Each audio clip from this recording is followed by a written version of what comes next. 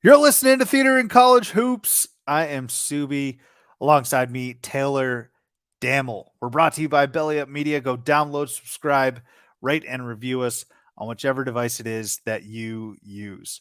Your college hooper of the day. I can't wait to see your reaction for this one, Taylor, because I didn't even know he was a college hooper.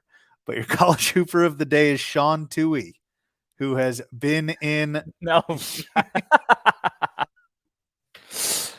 Look, this is like I feel like we toe the line. The last couple of weeks we've been towing the line of where we can find humor in serious things. Like this is obviously a messy situation, and on a personal level it's completely hijacked and rocked our upbringing. But regardless, I think I can at least find humor in the fact that Sean Tuohy was a former guard for Ole Miss.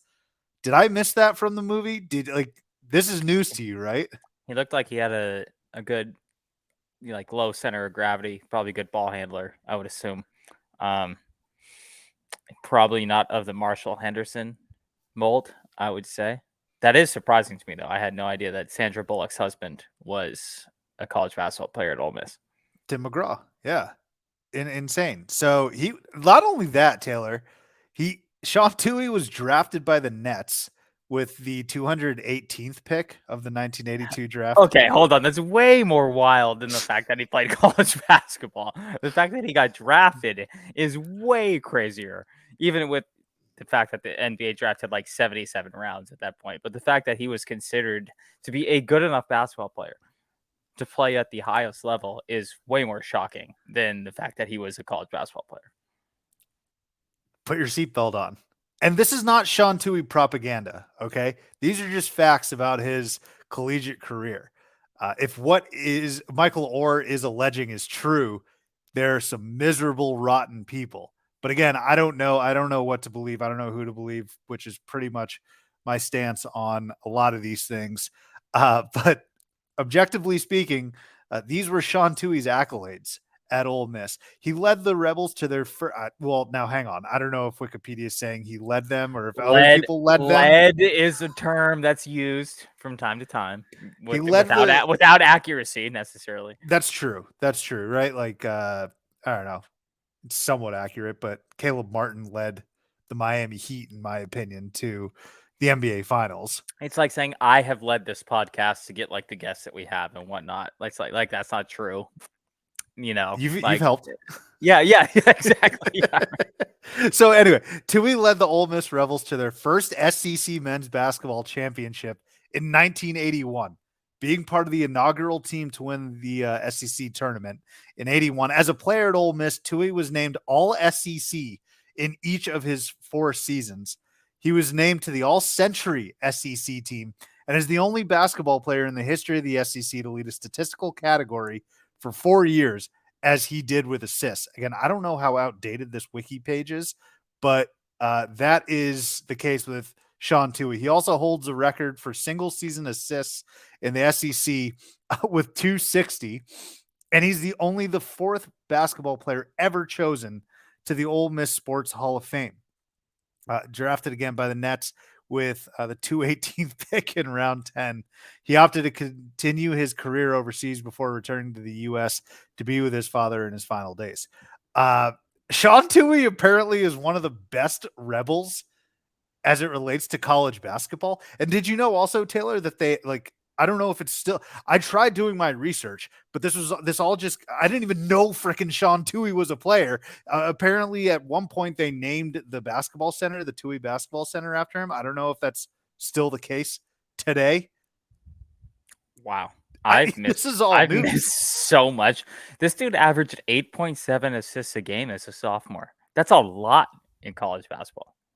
A lot. I know. This is something that needed to be mentioned in the movie, I think. Maybe it was. I don't think it was. I haven't seen this movie in a while. Not to this degree. Let me hold on. Should we get through the intro before we discuss this more? Yeah, sure. Here, I mean, hold on. Fucking open the curtains real quick, and then let's dive into this. Okay. yeah, well, hang on. Make sure you check out the website at theaterandcollegehoops.com and make sure to follow me at CBB Theater to find out where the theat is. You should also follow Taylor at Taylor Damwell. For the love of God, let's open the curtains. Okay. Okay, now I'm gonna hold on. Now let me dive in. So I'm so taken aback by all this. This is so live and in color right now. You're looking live at Scottsdale, Arizona now, in the words of our homie Brent. Yeah, this is kind of crazy. I didn't realize he was that big of a basketball player or a basketball player, but this big of a stud. I do know. So here, what do we? I know you don't want to give opinions on things, but can we? Go for it. I just don't know what to make of it all. I will say I can confidently say that a great story during the time of us growing up and a great film, which we thought was a great film, may be tainted a little bit based on these allegations, depending on what happens. Well, this is really tough because there's so many allegations here that even Tuohy came out today and said, "Listen, I didn't adopt Michael Oher."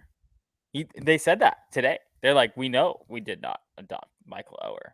Apparently, it's what the newest news on the block is because he was over 18 at the time. And I guess the argument, which sounds like a legitimate one to me, and visually I'm throwing my hands up in the air like as like a fair catch because I'm saying I'm not. It just makes sense to me. I'm not necessarily standing behind this, but I mean the Tuohy family was worth like hundreds of millions of dollars. So, like making this a movie for whether it be 14 grand, which is alleged by one side, or 225 grand, which is alleged by another side, really kind of doesn't move the needle. Either of them kind of don't move the needle. So I guess, though, one of the arguments, of course, is to have rebuilt Ole Miss's offensive line. And I guess that makes a little more sense considering that I didn't know that this guy was like the best SEC point guard for the first 2 years that the SEC existed. It's because like John Wall, apparently. Might be more famous than John Wall at this point. Maybe today, August 16th, he might be. Maybe he's done more for society, depending on how this is all played out, than, Tim McGraw and Sandra Bullock apparently, owning Taco Bells and taking advantage of 18-year-old poor kids. I don't know. This is a great one. I mean, excuse me. It's not a great one. I will say, and where I was going with my reaction off the intro there is I actually stood in an airport light rail situation with what's the guy that plays Michael Oher? Oh, I don't know the actor's name. It's like the only thing he's ever done. Quentin Aaron. I actually stood with Quentin Aaron on a airport light rail. I think it was in San Francisco years ago for about 20 minutes, and we chatted it up. And I kept looking at my wife Danielle, and I'm like, wait a second. That's fucking Blindside guy that we're standing here. And this guy made like no money off this movie. Well, not no money, but like not like Brad Pitt money, type of deal. It's the only movie he's really been in. And then he was here in Phoenix. No, that's right. It was San Francisco back to Phoenix. That's what it was. Thank you for helping me figure this out, Subi. And he was speaking at a conference at the Phoenician down the street from me here. And that was probably my last time I had even thought about The Blind Side. Was being in there with Quentin Aaron. Good dude, as far as I could tell. But maybe he's a fake too. I don't know. Is that a too wide sweeping statement here? I don't know. I really don't. Here's my only thing. Like I said, for me, I'm going to wait for the details. The one thing I do know about Hollywood is they love a white savior movie. And so whether or not this was fabricated, however accurate it was, I know for a fact they love a white savior movie. I do find humor, and I don't take this seriously, but I do find humor in everyone being like Tim McGraw, streets are saying Sandra Bullock needs to give her Oscar back, like Reggie Bush or something, giving his Heisman back. That'd be funny. But obviously, I don't expect any of the actors to really comment on any of it. I don't think it's any of their faults. But like I said, I like this is not what Michael Oher is alleging. Wouldn't shock me terribly. Um, but on the flip side, you look at financial impetus or incentive. You would mention how much the Tuohys are worth and all that. And there is no guarantee that Michael Oher was going to go to the NFL and win a Super Bowl, which he's done. But I would just say none of this would really shock me. It doesn't move me that much. I just see a lot of people making comment. It moves me from like a societal aspect of, again, if true, this would be awful. And if Michael Oher is making this up, that would be awful as well. But from like a movie perspective, I know I mentioned our childhood and stuff like that. It was a nice story. I was whatever on the movie, I guess, but I don't know. I just see a lot of people freaking out, going crazy about it. I think they're freaking out because it impacts the nostalgia of their childhood, when in reality, like the real situation, what it was actually based on, not Tim McGraw, not Quentin Aaron, not Sandra Bullock, not the little kid, right? Who was teaching Michael Oher how to SJ. football. SJ's, that's his name. Teaching him how to like pass protection with like salt and pepper or whatever. Kind of ridiculous. Also, where do the coaches have? Do they have any culpability here? Nick Saban was in it. Coach O, weren't they all in it too? Hugh I don't know. Freeze, Taylor. was that Hugh Freeze at the time? Well, dude, apparently that was the other nugget about this. Hugh Freeze was Michael Oher's high school coach. Did you like? Yeah. Oh yeah, that's right. Yeah. I didn't know. Well, that's what makes this so much less, right? Like so much less like crazy that he went to Ole Miss, like that. All of it, like that, because that was all the alleged part of it, was that they pushed him to Ole Miss. But it's like, okay, so like your high school coach just went. We see that happen 1,000 times a year. Do you think someone, if we could bring this back to college basketball, you think someone like James Harden would have ended up at fucking ASU if his high school basketball coach wasn't hired as an assistant coach? No. Sorry, ASU. No, that wouldn't have happened, right? So, I mean, yeah, there is that where it's like, yeah, this guy took him from this level to this level to this level. That makes complete sense. That happens every single day of our lives here in college sports. I could argue Hugh Freeze is the one that made out like the biggest bandit here. I mean, he was pretty good at Ole Miss. Obviously, there's some clear scandals and cheatings and crazy stuff like that. Somehow gets another opportunity at Liberty, and now he's at Auburn now, right? Hugh Freeze probably just saying thank God for Michael Oher and some. I think he had some other really good players that are I'm blanking in Memphis there. Actually, I mean, look again from a strictly football perspective. He also had Greg Hardy, who's a complete piece of crap, but good dude. he can play on the field. Look, I'm telling you, man, we're gonna get clipped. We're gonna get clipped with you facetiously saying that, and then we're gonna be screwed. Yeah, great UFC or MMA fighter, Greg Hardy. Awful human being. Can you please make it clear that he's a terrible person? When was Laquan? Yeah, he sucked. He is a terrible person. When was Laquan Treadwell drafted? Later than that, because the Ravens were in the Super Bowl in 2012. So Laquan Treadwell was he there during Hugh Freeze though? I feel like Laquan Treadwell was part of that Ole Miss team that inexplicably beat Bama 2 years in a row. They did, yeah. And that was Treadwell, right? Was a huge, and because he got concussed on like one of the game-winning touchdowns, right? Potentially. I just also know, like, layered onto. I wasn't there. I didn't see the neurological readings, but I just like. I'm not trying to pile on Laquan Treadwell here, and we're gonna get back to college basketball, but I think an added layer of why people think he's such a bust is the Vikings, who are notorious for just being perfect at drafting receivers, couldn't get it done with him, and even Jalen Reagor. So I think the Vikings are such a stud franchise when it comes to receivers that if you can't make it work as a receiver in Minneapolis, everyone's going to be pointing at you. They got some other concerns there in Minneapolis, but not on the outside. Let's put it that way.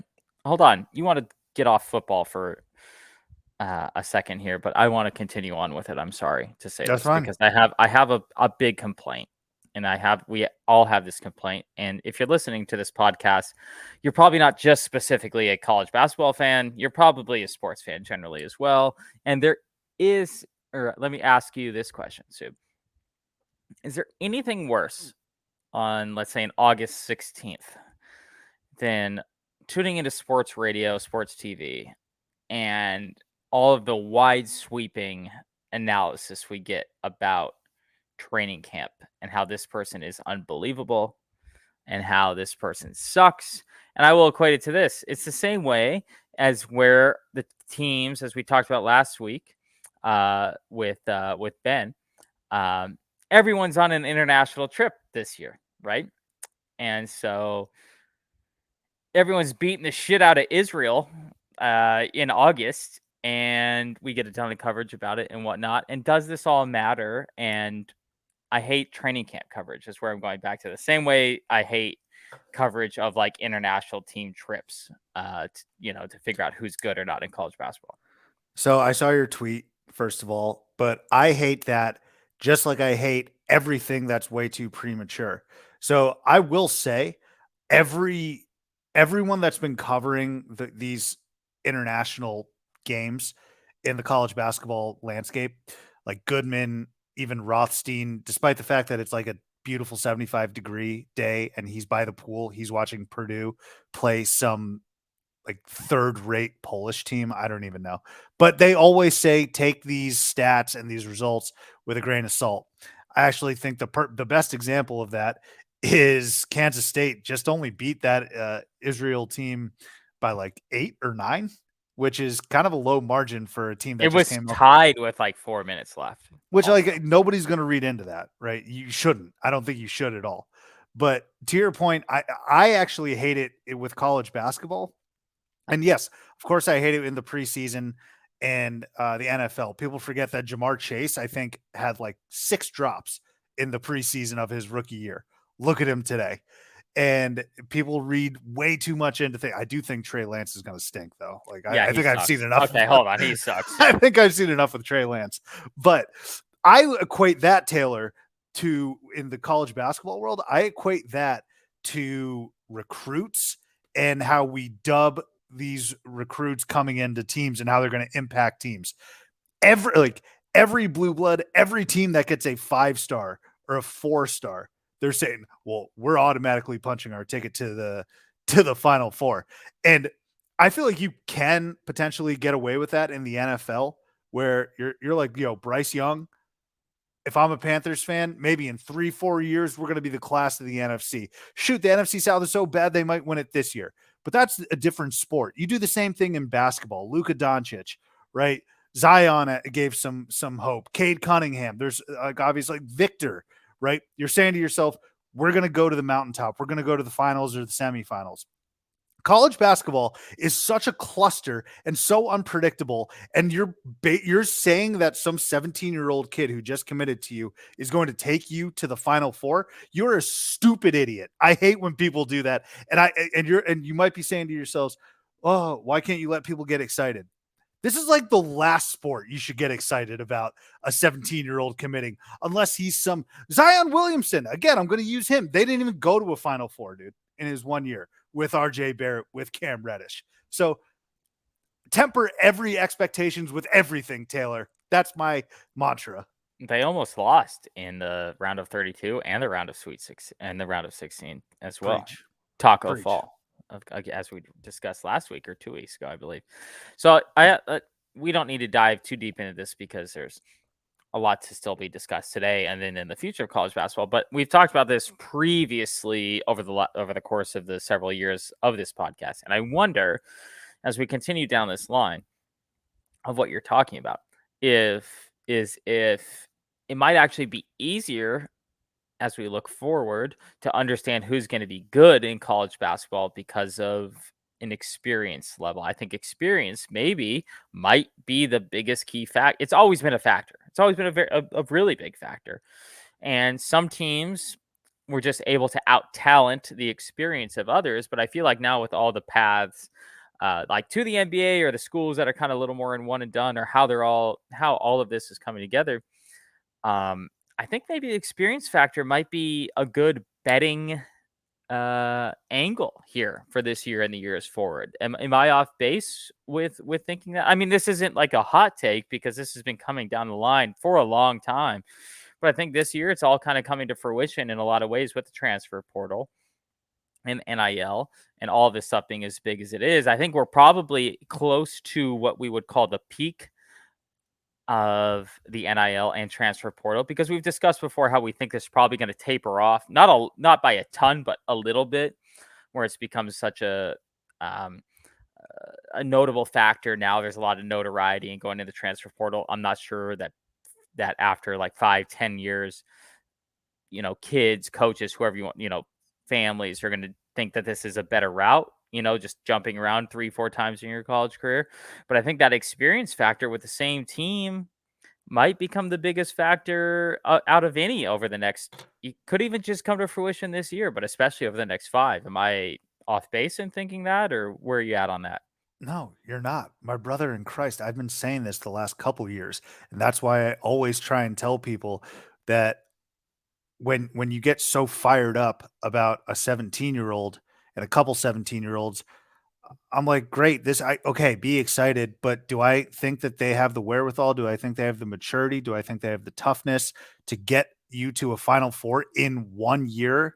I don't think so. The odds are not very good. You look at the schools that went to the Final Four last year, Taylor. SDSU.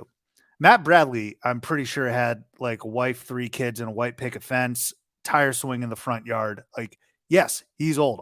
Majority of SDSU, pretty old. Seiko, right?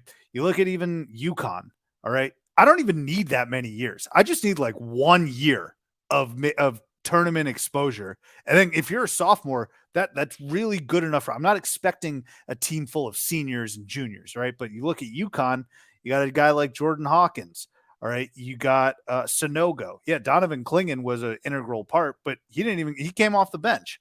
Now he's a freak and he's going to be incredible next year.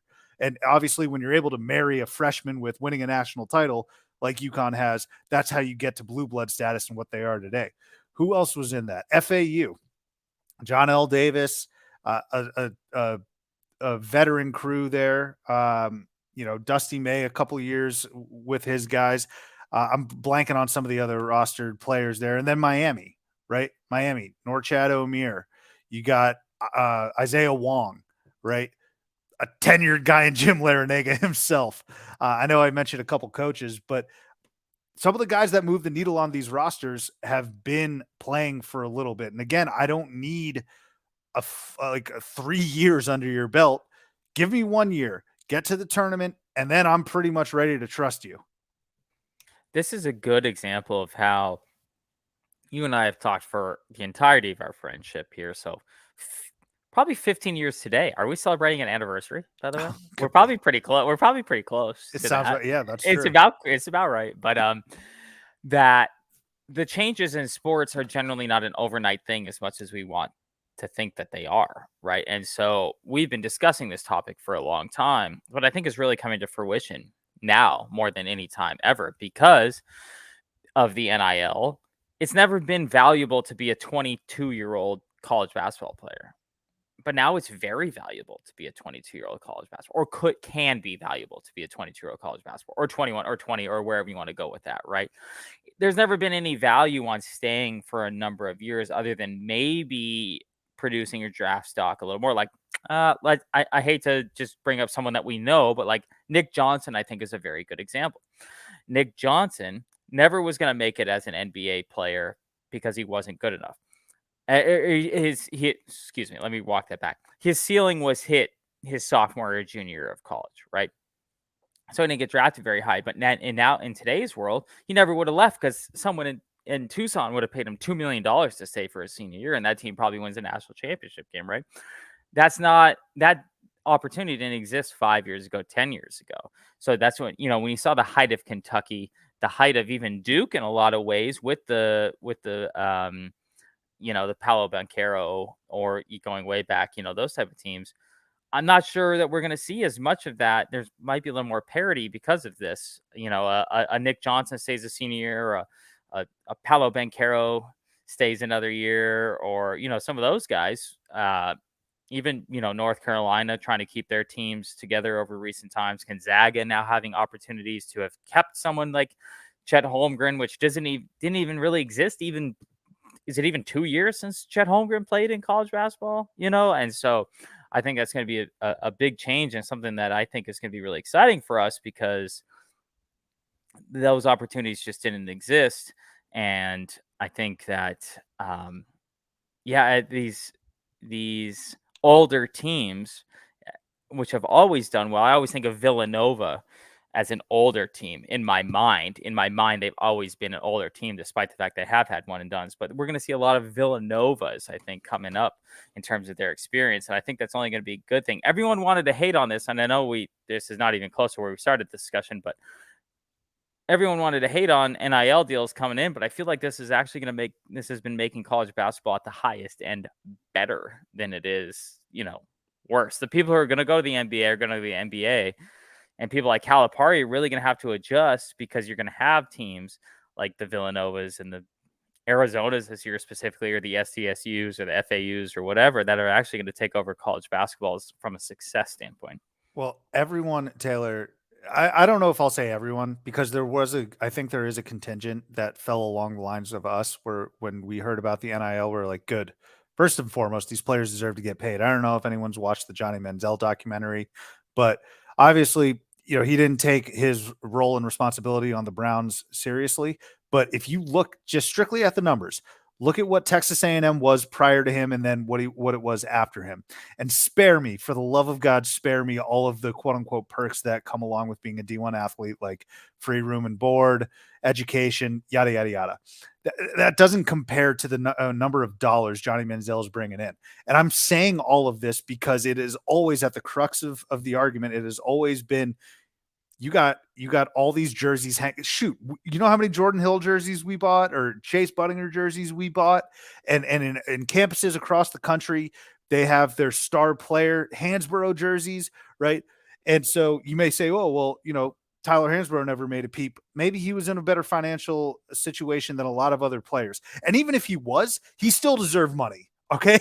I'm not saying Tyler Hansborough didn't deserve money. So yes, the NIL, I think there's a contingent of folks that did go for it, but there's also people who were scared, nervous. The integrity of the game people, I hate them the most. And then the other people that are huge crybabies, fans of smaller schools, that say, oh, well, what's going to happen? It's just going to be like Duke and Kentucky, blah, blah, blah.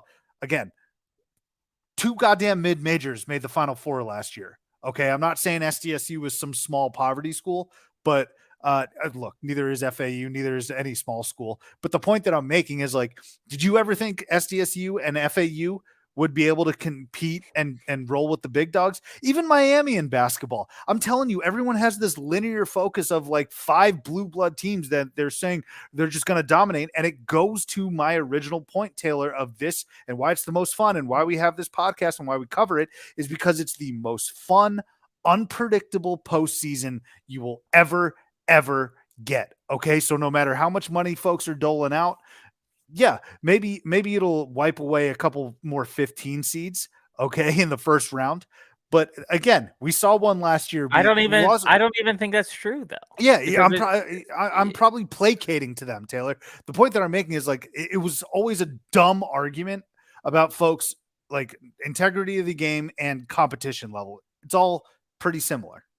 Parity in college basketball, I think, is growing. Parity in college football is shrinking at the same time. And I think that's the problem that the fan has at this point, is that they want to put an all-encompassing statement on college athletics, which isn't true, because a college basketball team only has 12, 15 scholarships. So you can't have an Alabama defense of 14 NFL players. That can't exist in college basketball. And if you look at how college football is going right now, and as much as I don't really like this guy, and yet I complain about him every day, and still I will turn him on in the background every day, as Colin Cowherd, he does make a good point about college athletics. 25 years ago, it was the same fucking top 20 teams. before NIL, before transfers, before all this. It's the same schools. Oregon inserted themselves is his argument because of money, and sure, that's true. But in college basketball, it's just a numbers game. There aren't enough numbers in terms of roster size where one team or one region or one conference, however you want to phrase it, is just going to dominate to such a degree that the others can't compete because there's not enough roster spots. There just isn't enough roster spots. And then when you go to playing time, of course, as we all know, there's only 5 players on the court, right? So, I mean, there's not going to be that same amount of domination like a UCLA did back in the day, or like an Alabama or Georgia football does now. It just, from a numbers perspective, it just doesn't exist. So how that changes with all the conference realignments and stuff, I don't know if it does. If there's any sport that maybe conferences don't matter, it's probably college basketball because it all gets figured out in a 68 person tournament at the end of the day anyway. So it kind of doesn't matter. So I like about, with the Big 12, as we now know more than we did just weeks ago, one of the things they're trying to push is separate media deals for their sports. So football gets a different deal than basketball. And I kind of like that idea in the sense that, like, well, yeah, we know that that certain schools still run the basketball media side of things, right? And same with football and all of that. But the parity level is a little different. Okay, let's sign Alabama on to $100 million athletics deal. And they were good at basketball this year, so not the best example, but it's based on their football program, right? Arizona signs a $40 million athletics deal, and then people are going to be like, oh, yeah, those fucking losers over there in Tucson. It's like, well, no, because that's a really good deal for the basketball program that we have. Like, it all doesn't have to be equal in a sense where, like, we know that football makes more money than everybody else, and that's fine. But getting a $40 million deal for your basketball program is not necessarily worth less than getting $100 million for your football program, because the other sports can make up for it, whatever. But I like the idea of separate, and maybe I'll change my mind on this. We're still new in this, but I like the idea of separate media deals per sport, because not every school is as good at, it's hard to be good at everything. We talked about this all the time about how rare a Florida in the late 2000s is, like Florida's football program and basketball program haven't been worth as much as each other, except for like a 3-year span. So deciding that one school has to be worth this amount of money because of whatever, it seems kind of dumb to me, I guess, now. And maybe it didn't seem earlier, but I like that idea of like separate media deals as we go forward, because it could, it says, especially in our situation now with like the Big 12, we Arizona people and Kansas people, whatever, Kansas State people would have the most lucrative deal of the whole deal, And so I like that idea of kind of separation of church and state here, let's call it. Yeah. The only last point that I'll make about the parity, though, the last 2 years at least, so very recently, it has been Blue Bloods that have won, UConn and Kansas, of course. But you look at the other 3 teams that make it to the Final Four, and that's where the craziness comes. And if not, look, we got Duke, Carolina in the semifinal. We didn't get that with Ohio State, Michigan, did we? Right? We ended up, and this past year, I think you can make an argument that, well, I don't know. Georgia was miles better than TCU. I think UConn was maybe like meters better than SDSU. But I mean, in both cases, they were bad NCAA title games where you clearly knew who exactly was going to win. But I would still say the upsets and the craziness and the parity, like for football, I can only really think of Washington somehow getting to the Final Four and getting their ass beat by Bama, Cincinnati somehow getting to the Final Four, and whatever, college football playoff. Shut the hell up. I can already hear the football purists coming at me. And then last year, of course, TCU. Well, success in college football is measured differently than success in college basketball, though, too. Like winning, like going to the Final Four is considered almost as good as winning a championship in college basketball. In college football, it's not considered as much, but like in college football, that the difference between making the college football playoff, winning the national championship is much Ask wider. Ohio State fans. Yeah, right. Is much wider than college basketball. You're almost just happy to make the Final Four, and then whatever happens from there is like cherry on top. And then, but college football, it's like, no, making the playoff doesn't. I mean, it means something, I guess, If but you're like a TCU or Cincinnati, it means something. right. But like for an Ohio State, they're like, okay, awesome. Yeah. What And you they even fucking have one. They have one in the playoff. Yeah, I know. Yeah. It's just like there's just a difference in a variation in how we feel about the success of these things. We're like, oh yeah, but like when Wisconsin got beat by 7,000 points in the Final Four college football playoff I don't years know ago. if has Wisconsin ever made a college football playoff? I don't think they Yeah, have. didn't they get beat by a shit ton, or was that the Big Ten championship I'm thinking of? So that might have been the Big Ten title game, and you might be thinking of Michigan State, who potentially got a. I don't think Wisconsin got a. Yeah, maybe you're has ever right. gotten a college football. Maybe you're right. And maybe I should be directing my original point to Michigan fans because Michigan's been to the playoff a couple times and like haven't even been in the title game. So True. I mean, at least Ohio State went to the title game with Justin Fields. Hey, at least Harbaugh's allowed to coach all the games this year, though. Speaking of that school, Yeah, that I genuinely don't give a shit about. So I'm gonna pivot now though to some hoops. Talk a little bit about Taylor, a team that was vying for Final Fours as recently as like 10 years ago. This is an all-time team. This is an all-time program. Louisville, though, it's looking very bleak for them. The reason I bring that up, Trentyn Flowers, he is leaving Louisville, a 5-star recruit in the class of 23, decommitted from the program and will sign with the Adelaide 36ers of the National Basketball League in Australia. I believe the Adelaide 36ers beat the Suns in preseason last year. Regardless, he is gone from Louisville, saying this was the toughest decision he's ever made. Louisville was his dream college, but I feel like signing in the NBL gives me the best chance to lock in and develop my game. I'm going over there to play point guard to learn how to run a team and be a player like LaMelo Ball or Josh Giddey. Adelaide is a place for me to lock in and focus on my game. So Taylor, this has now been a year and a half of just disastrous results for Louisville. I knew what was happening during the season last year, but when you take a step back and you look at the record that just says 4 wins next to that Louisville Cardinal, you gasp. You really do gasp. You never thought you would ever see that. And now, they lose L. Ellis, who's at Arkansas. Go figure, every transfer is at Arkansas. But L. Ellis, who was clearly their best player last year, their only bright spot, he's gone. They bring in Sky Clark, but folks are starting to say, like, Kenny Payne, like, are we putting this together? Because that was one of the worst premier coaching seasons I think we've ever seen, especially at a place like Louisville. And so my main takeaway from this news, Taylor, again, a 5-star who was trying to inject a little bit of life into the Cardinals program after just such a bad year last year. I think my biggest takeaway is I'm usually excited for the player, curious to know how they're going to fit in a new system. I don't really care about what's left to the previous program because they'll figure it out. I think I'm more concerned now about Louisville and the program than whatever happens with Trentyn Flowers. And I'm saying good luck to Trentyn Flowers. Definitely. I got no issues with him leaving, but I'm shocked at what's happening in Louisville, man.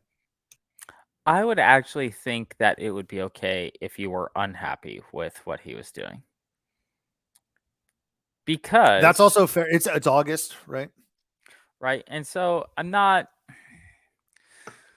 how do we put this tactfully without offending people, right? Like, I think it's fine to go do whatever you want, but like go do whatever you want when the timing's appropriate, I guess. Like the school starts in a week.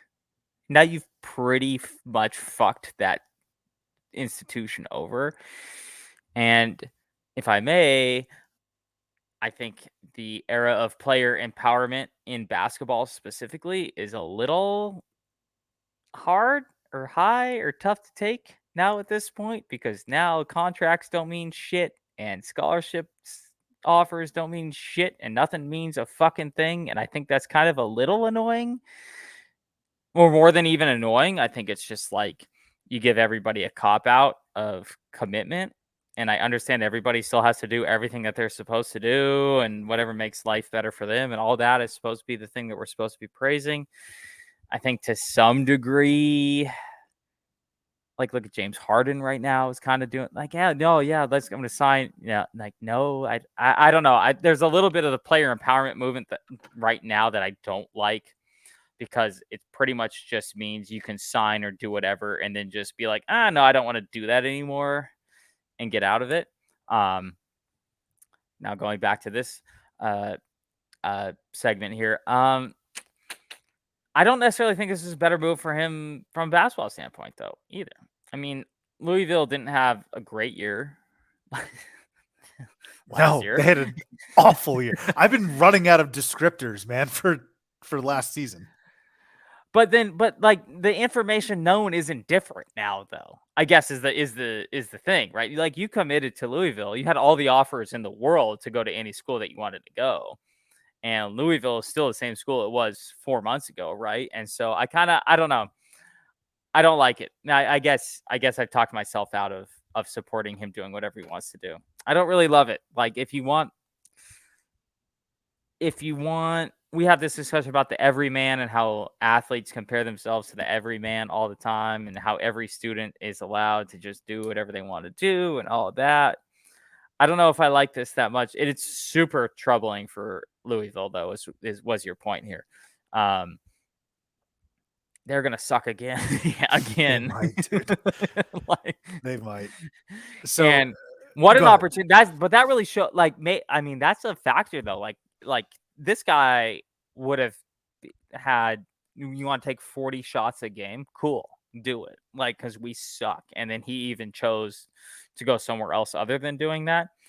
I don't know if that's an indictment on the coach or the program or whatever, but that's pretty crazy that someone who is pretty much probably, this is just an assumption, probably going to be given the green light to do whatever the hell he wanted, and he still said, no, I'm going to go play, because he's going to play like 20 minutes a game in Australia. Well, I think they want him to be their starting guard or whatever it is. I don't know how many minutes. But they don't. The thing is, when these players go these places, they don't play starter minutes. They're not grinding it out by any means.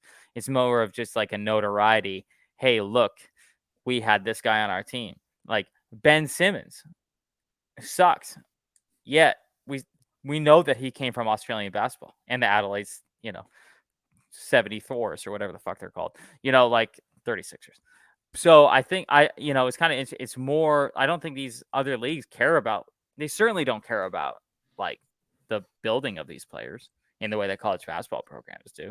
They're just trying to sell some jerseys for a year, get people into the stands and go on. And of course, college basketball is doing that as well.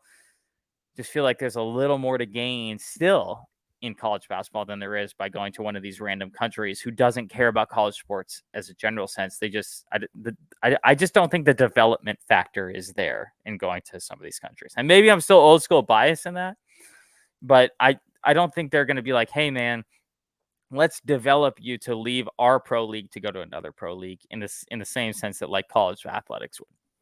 Right. So that might be something that we don't know, or conversations that he's had with the program, but I see what you're saying. I do disagree with you though 100% in whether or not, like, a kid can throw his career away. I don't care. That's his decision. I don't necessarily, I'm not rooting for that. When you phrase it that way, yes. Yeah, I understand. Yeah. And this just goes to my general point of view, which is this does not impact me directly. Why should I ever get really worked up about a 17, 18-year-old kid making a choice that he thinks is best for him? Maybe he did discuss it with his parents. Now, I agree the timing might not be great, but again, we've seen it so many times, Taylor, not just in college basketball, but in every single sport, an NFL or a head coach or any sort of coach make an egregious decision that either forces them to be gone right before the season starts, or they just stop. Bill Belichick literally started with the Jets. He was like, yes, I'm good to be your head coach. And 2 days later, he was like, nope, I'm out. Now, of course, he's been maligned by that from the New York Jets perspective, but I don't care what someone does. And that's why I support this kid's decision. Now, we can have an argument about whether this is going to help him in the long run. Okay.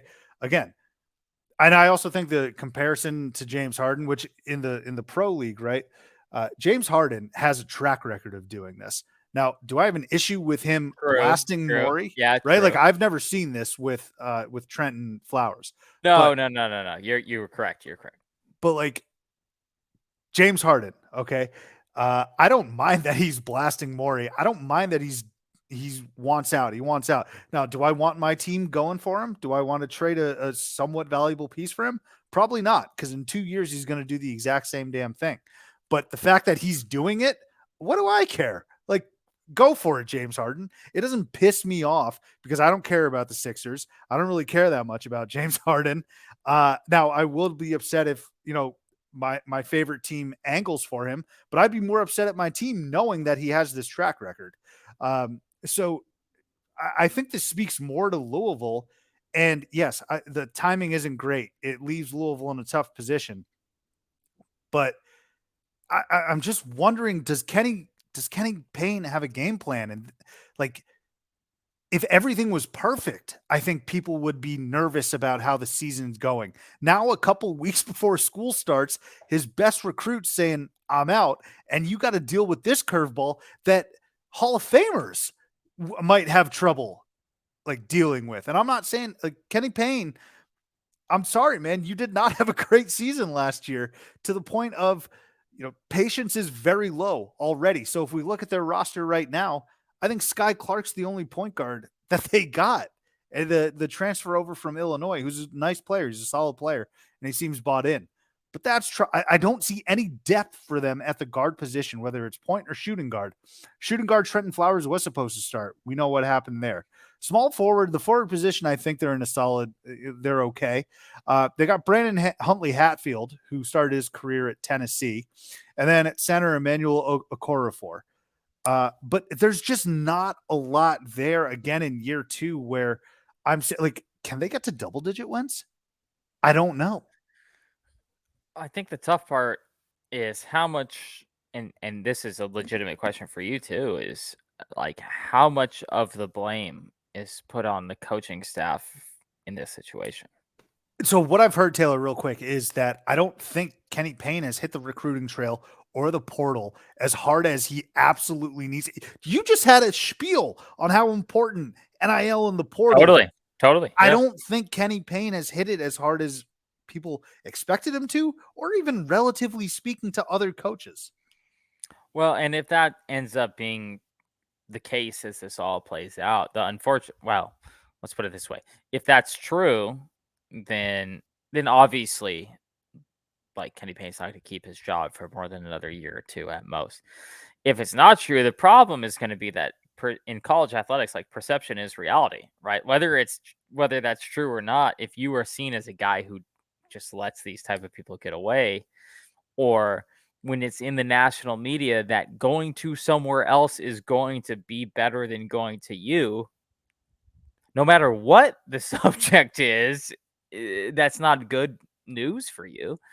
So I wonder how much this is going to, I think this might end up being a classic case of like boosters versus coach. Like if coach might be good at coach, but the boosters are going to want you to be good at things other than just coach. They're going to need you to be A+ recruiter, all this type of stuff. That boosters really kind of care more about hype in a lot of ways than they do about success sometimes, and so if you don't have hype or success, like you can have one without the other, right? You can have one without the other. You can have hype and that'll keep your job. You can have success and that'll keep your job. But if you don't have hype or success, you're not going to keep your job. And even after 2 years, like if nothing comes to fruition in Louisville, we're sitting here next August and nothing has happened in Louisville, this dude will be literally coaching for his future in college basketball because of this. And yeah, like you said, we'll never know what the full story is on why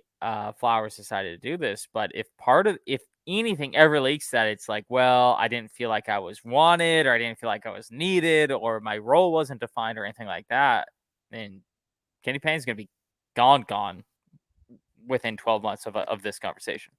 It just doesn't seem sustainable, Taylor. And it's scary how quickly these things move. But when you have that type of inaugural season, man, I mean, it is. And you know what's crazy? Somehow Kentucky fans who have had it rough in the tournament by their standards, they're like, we've given you an opportunity to shit talk us here these last couple of years, and you've just been abysmal, and we're still punching down on you. So I don't. It just doesn't seem sustainable. I do look. College basketball is better when Louisville's good, and the program, the city deserves a winner. And I don't know. Fingers crossed. Maybe they'll shock some people, but I think it's going to be them and Notre Dame in the cellar of the ACC. But Notre Dame is Micah Shrewsbury moving forward. And that's your boy. Can we have a small discussion about Louisville's place in the college basketball world for like 2 minutes here? Sure. Do you think that they should be lower than where they are? Well, no, I think because we are college basketball aficionados, or at least we like to tell ourselves that, right? Where does Louisville rank amongst like the 40 and under crowd that doesn't necessarily care about college basketball? Because their last championships were in the 80s. That's not true. They got a championship And then in it's in like the 2012. Yeah. But I know, but like they haven't been good for I don't know. I It's just feel been like, a few down years, but I I would just say feel they're like casual as fuck. If you're under I just 40, I I just think feel you're like they casual. don't have the same hold on like being in the college basketball landscape as a number of other schools, like a Duke, a UNC, a Kentucky. Some of the schools that are considered to be similarly contemporary wise. I just feel like they don't hold that like same place because one of those other schools would never have gone 4 and I agree with that. 23. They're losing it a little bit, but I think look, that was just last year, maybe even like the twilight years of Patino, but even if you're under 4, maybe if you're under like 25, but even then I still Yeah, think you're a yeah, casual. Like I I think know. you're casual as hell if you don't put Louisville in it as an elite college basketball program. I know That's it just just me. seems it just seems like they haven't, and I agree. It just feels like there is a little bit of a like, let's put it this way. You and I 15 years ago, since we already discussed that, had an argument about if Miami football was still relevant or not. And at the time in 2000 and what year are we in? 2008, let's call it 2009, 2010, I always argued that Miami football wasn't still relevant, that they had crested and they were gone already. And that is, I'm only using an example because I feel like I'm right, about it. Not right, but like obviously Miami football is not Miami football like it was 30 years ago. I feel like the Louisville situation could be, if there was a situation that's kind of similar, where it's like if you lose the cachet even for like 5 years, like now, even now, we're 33, 34 years old. These teams that we're talking about that were good in the 2009s and 2012s were 10, 12, 15 years ago. Does an 18-year-old or 17, 16-year-old recruit give a shit No, about but I that? think that's different though. I think that's different. Like, yeah, they might you got to be winning yearly to get these top level recruits. Okay, there's I'm good with that. Like if I'm a recruit potentially going to Miami, I don't maybe not. And maybe in a couple of years the same thing with Louisville. But like if I'm talking to someone at a bar who claims that they love college basketball and they say, "Oh no, Louisville's garbage."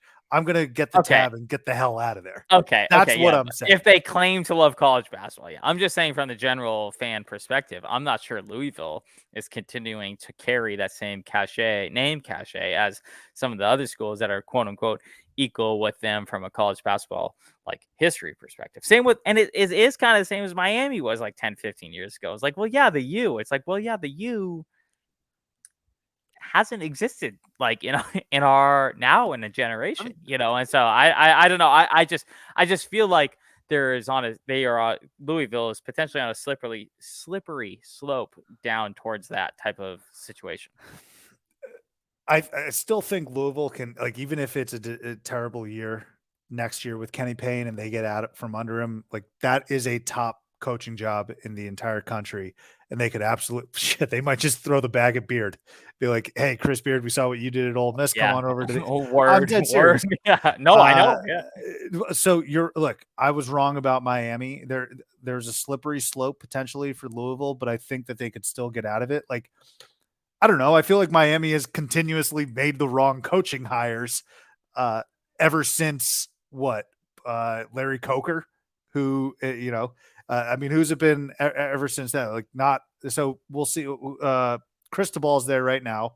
Who's that before him? Like Manny Diaz. Yeah. I don't know. I can't tell you Was the Miami coaching was tree, but Whittingham there at some point? no, see Kyle. What? No, I think you're thinking of Tyrone Willingham. Yeah, Willingham. He Excuse me. might, Yeah. but he might have been Notre Dame. I don't know. I He could be was wrong Notre Dame. also. Yeah. Did he not go there after that?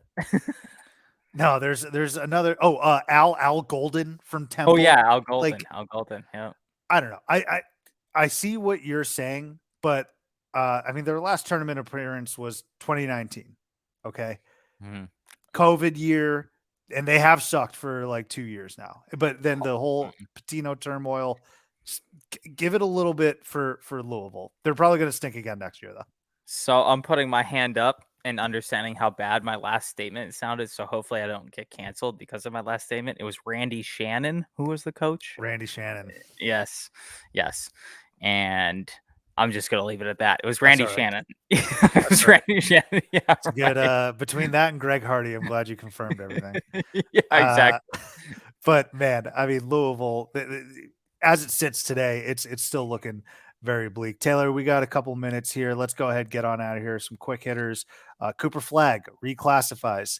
He is now eligible for next year, I believe, 2024. That will be insane. He's projected to be a top 5 pick. Whether or not I will allow folks to go crazy if Cooper Flagg commits to them is still TBD, but he does kind of look like the real deal. And then last but not least, December 16th. Mark your calendar, my friend. December 16th. I think the only football that's going to be going on is some garbage bowl games. No NFL. So that day is going to belong to college basketball. Kentucky, Carolina. Ohio State, UCLA. Kansas at Indiana. Arizona, Purdue, and Indianapolis. Is that a date between you and me? Let's make it a date. It is. Houston, Tamu. Now that is a lovely December 16th slate. You know, Sue, it was 109 degrees here today. And I don't dislike the heat by any means. I like the heat a lot. But there's very few things that get me going, like settling in to a nice cold day, and some sweats and a hoodie, and opening a beer at 8:30 a.m. because that's what's acceptable on a Saturday of that type of magnitude, or on a day of that type of magnitude. So yes, that is going to be a great day. That's what you just list 6, potential 5, like literally Sweet 16, Elite 8 type of matchups. It's going to be a wonderful day. I can't wait for that. And if I may build off of that, because even though we talked about it a couple weeks ago, pre the decision being made, it goes to show what like Arizona fans, Kansas fans, Houston fans, all these type of fans are going to be able to expect with conference realignment in the Big 12. These are going to be regular. Let's look at it this way. In a year and a half, we're going to be able to talk about those as a regular ass season Saturday or Thursday or Tuesday. And that's what's really exciting, I think, for the college basketball fan, is those type of matchups being so much more of a regular thing coming up. The NCAA tournament is certainly built on, Cinderellas and teams coming from the bottom to rise to the top. But the money is made in Kansas, Arizona games, in, Houston, all those games you just listed, Ohio State, like all those are where the real money is made in college basketball. I'm super excited for a lot of that going forward. You nailed it. So Taylor, let's take this offline. You and I, let's discuss that weekend, because I would love for you to come out. Maybe we can spend all day in Indianapolis, like downtown Indianapolis. Yeah. Also find us in Indianapolis. Yes. That's the way to put it. Find us in Indianapolis. But you mentioned all of those big time matchups, and I'm so glad you did, because you know ball and it's very obvious. Meanwhile, we got CBS Sports College Basketball's official Twitter account saying top 5 CBB games to look forward to after conference realignment. According to CBS sports writer Cameron Salerno. And so, Cameron, I'm not too bashful or ashamed to reach out to you and ask you to come onto the podcast, which I might do right after this. But this is this list needs improvement, Cameron. Okay. So he has Arizona, Kansas at number 1. Fine. He's then got Texas, Kentucky. No. I would even go like Arizona, Houston.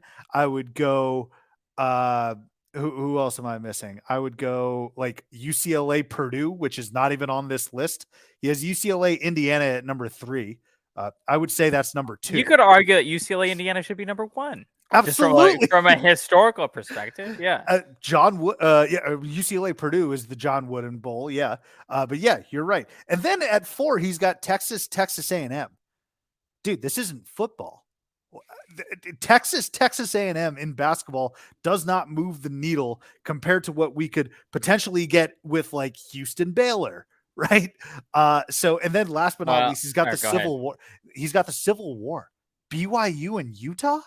What's the Holy Utah? War? That's the Holy War. Sorry, Holy War. Thank you. I mean, he's got Texas in here twice and BYU Utah when there are so many other great basketball programs in the Big 12. So is this just new matchups? That can't be just new matchups, right?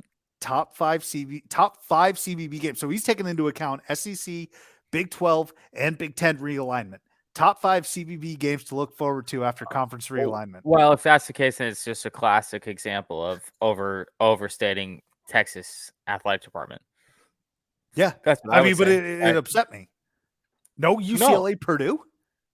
Texas is like where were they in the manifesto? Like the 40th best basketball franchise? Like, yeah, I don't know. I'm very anti-Texas, so anti-UT. And so, because I feel like they just get their dick sucked so hard all the time for no real actual, like, what has their success been at anything in the last 20 years? TCU, Arizona is a great game. Like Texas got their shit kicked in because Colt McCoy got hurt. But in the 2009 football national championship game, which was 14 years ago, what have they done since that? They went to a Sweet 16 with Kevin Durant. Yeah, I will never understand the love for their athletic department and the fact that it's considered by many to be the most valuable athletic department in the country for like no real success that's happened at all. I mean, like Arizona, who is a significantly less impactful school from a monetary standpoint, has a non-arguably more successful last generation than Texas, which has an unlimited multi-billion-dollar budget. I don't understand that at all. Where's this dude from? He's got to be from somewhere in Texas. I have no idea. Here, you can look at it, but I'm just so perplexed. First of all, with Utah. Have you seen Utah the last few years? Also, talk about the college basketball account, which I can't think of, that had thousands, maybe 10,000 plus retweets on their college basketball blue blood list, which had Auburn as the next out. For what? Sorry, Burgo. Love you, Burgo, but come on, man. But for what? Because they've had 4 good fucking years in the last 100? I don't understand. Yeah. I saw another tweet, Taylor, that said, like, what, again, college basketball account, what state has, I don't know, the most passionate fans or craziest rivalry? I forget exactly how it was stated. So you got Indiana, Purdue, you got an image of Duke, Carolina, and then you got an image of, what was the other one? Something that I would actually think of. And then it was Auburn, Bama. I was like, in basketball? Like, you can have football. I was like, Indiana, North Carolina, yes. Like, no. Golly. I swear, people just, God, can I just say one last thing? If I have to see another tweet of who's the first player, what's the first thing that comes to mind when you see this image? The most uncreative, nonsensical tweets, it really pisses me off, dude. And they get all these fucking impressions. It's like a 19-year-old dude who's like, yeah, Zion Williamson is who I think of when I think of you. like, no, that's not That's not who it is. Oh Can my I have a God. last thought here, even though it's not Yes. Get us basketball? out of here, please. It's only somewhat basketball related. So I watched several sports documentaries over the last couple days. I tweeted about this as well, which doesn't mean anything to anyone. But because we talked about this time period that is 10, 15 years ago, I know that everybody has talked about the Johnny Manziel and Manti Te'o documentaries. The Manti Te'o one came out a couple years ago, but I would implore anybody who's going back to watch the new Johnny Manziel documentary to either before or after watch the Manti Te'o documentary again and remind yourself that all of this was happening at the same time. And that is, if you really think about it, really fucking wild. Like the fact that we had a dude who you now, and this isn't a spoiler alert, it kind of is or not, but Johnny Manziel is sweating his ass off at the Heisman Trophy ceremony because he is strung out on coke, just like fuck some strippers, like an hour and a half before this documentary. Hasn't slept in like weeks, right?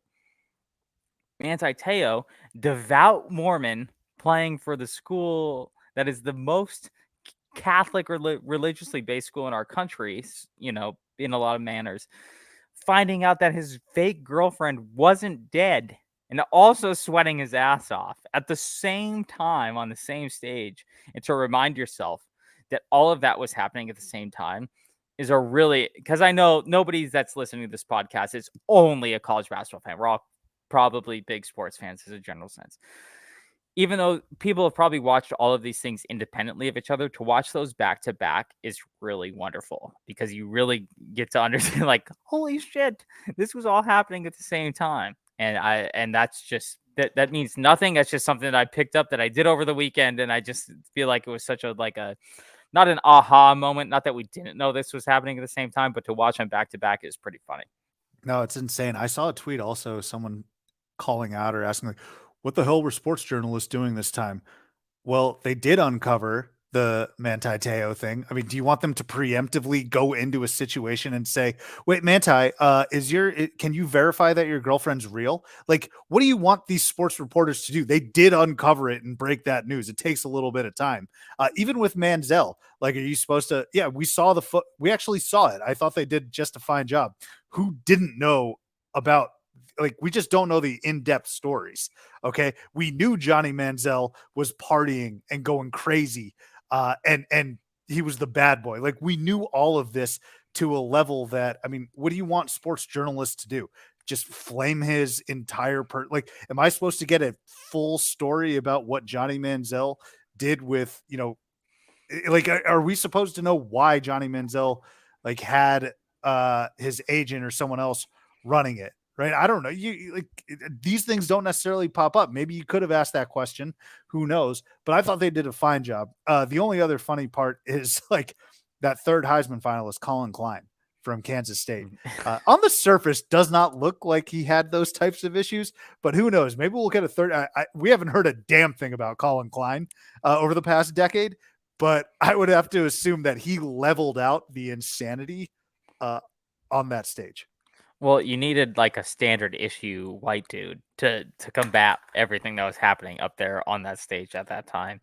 I can't even. I mean, I know I'm not trying to like spit like hyperbole or anything, but it is pretty. If you really remember back to what those days were like after you watch these things, I we haven't really had sports stories, I guess, like that all happening at the same time. And that was kind of like in our opinion, I will say our opinion, I'm going to speak for you on this, kind of like the peak of the pyramid of social media, where you got actual real takes on what was happening in like 2012, 11, 13, all that type of stuff.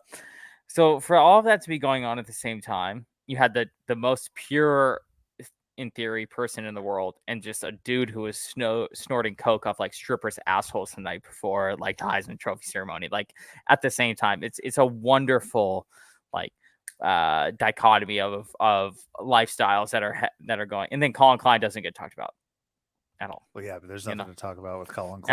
Every man a wildcat, I guess. He Colin Klein didn't win the Heisman. Colin Klein didn't play in the national championship game. So that's all right. we don't need to talk about Colin Klein, but we'll go ahead, get on out of here. Great chat again, TD. And we'll catch you next time here on Theater and College Hoops.